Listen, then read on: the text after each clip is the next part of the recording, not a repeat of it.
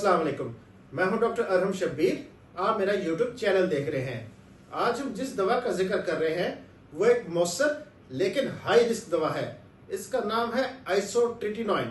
यह दवा जिस्म में मौजूद सेबेशियस ग्लैंड्स यानी रोगन या चिकनाई पैदा करने वाले गदूद को सुकेड़ देती है, जिससे जल्द में बनने वाला इजाफी रोगन कम हो जाता है।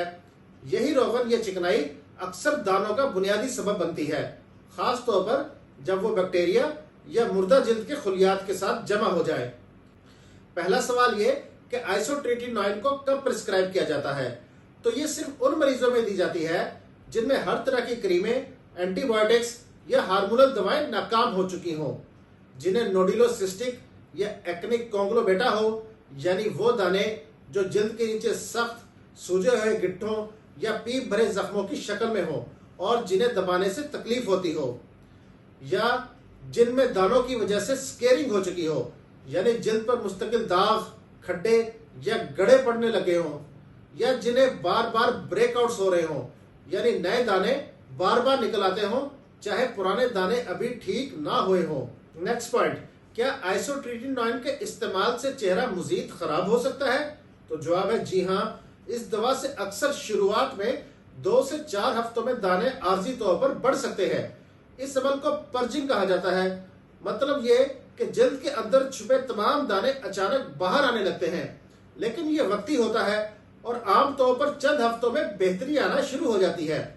सही तरीके से इस्तेमाल हो तो ये दवा चेहरे को मुस्तकिल तौर पर साफ कर सकती है, यहाँ तक कि दोबारा दाने बनना तकरीबन बंद हो सकते हैं। अब बात करते हैं आइसोट्रेटिनोइन के साइड इफेक्ट्स की। तो इसमें नंबर 1, होंठों और चेहरे की शदीद खुश्की। नंबर 2, नाक से खून का आना, खसूसन खुश्क मौसम में। नंबर 3, आंखों में खुश्की या लेंस के साथ दुश्वारी। नंबर 4, बाज अफराद में मूड में तब्दीली या low mood. Number 5, generalised hair fall यानी पूरे सर से बाल का गिरना। नंबर 6, फेशियल रेडनेस और जिल्द की पीलिंग। नंबर 7, हाइपर ट्राइग्लिसराइडीमिया यानी लिपिड लेवल्स का बढ़ जाना। Number 8, transient headaches. और नंबर 9 जो सबसे ज्यादा इंपॉर्टेंट है वो ये कि अगर दवा के इस्तेमाल के दौरान हामिला होने का इम्कान हो तो बच्चे में शदीद पैदाइशी नुक्स पैदा हो सकते हैं। हामिला खवातीन या वो खवातीन जो अगले 3 महीने में कंसीव करने वाली हो, उनके लिए यह दवा बिल्कुल मना है। याद रखें कि इस दवा को बंद करने के 3 महीने बाद तक कॉन्ट्रासेप्शन को जारी रखना जरूरी है, वरना बच्चे में पैदाइशी नुक्स पैदा होने का शदीद खतरा है। इसके अलावा आइसोट्रेटिनोइन को टेट्रासाइक्लिन्स के साथ कॉम्बिनेशन में इस्तेमाल करने से बिनाइन इंट्राक्रेनियल हाइपरटेंशन का शदीद खतरा मौजूद रहता है। याद रखें कि आइसोट्रेटिनोइन को बंद करने के 1 महीने बाद तक मरीज को ब्लड डोनेट करने की इजाजत नहीं होती। तो जैसा कि मैंने बताया, आइसोट्रेटिनोइन सिर्फ शदीद किस्म की एक्नी, जिसे एक्निक कॉन्ग्लोबेटा कहते हैं, इसके लिए प्रिस्क्राइब की जाती है।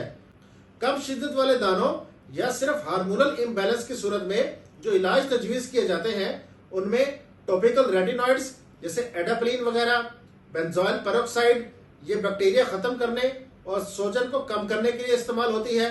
ओरल एंटीबायोटिक्स जिनमें डॉक्सीसाइक्लिन, एजिथ्रोमाइसिन वगैरह शामिल है।